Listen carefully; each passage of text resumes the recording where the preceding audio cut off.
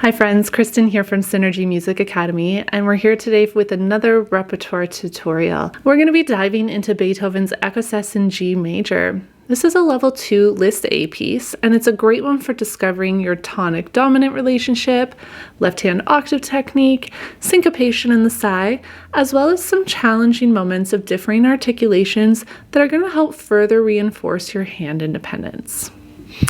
Let's start with the title. What is an écossaise? Well, simply put, it's a type of dance that has a distinct style and form.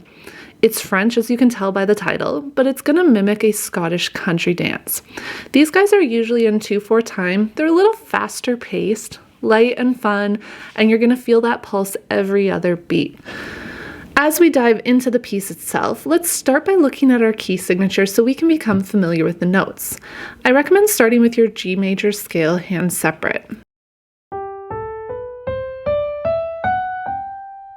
Now, one of the easiest ways to learn a piece confidently and quickly is to be identifying patterns throughout. So up on your screen is a copy of the music.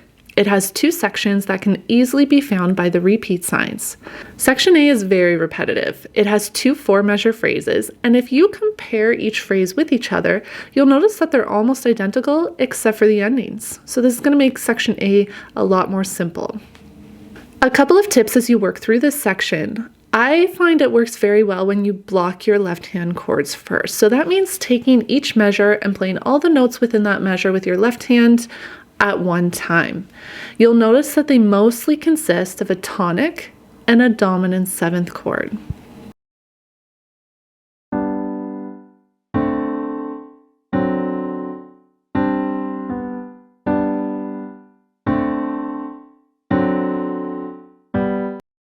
Once you feel confident with this, try practicing with the correct rhythm. And remember, we want to emphasize that low note or beat one, so we're really grasping that dance style.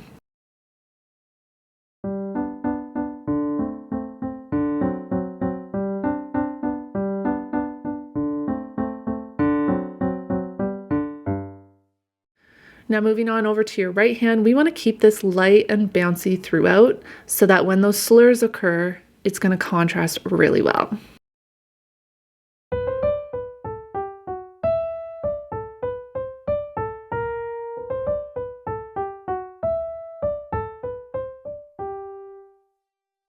Checking out the rhythm, there are elements of syncopation here in your right hand. So what we want to do is lean on those longer notes to add some interest, and it's really going to highlight this feature.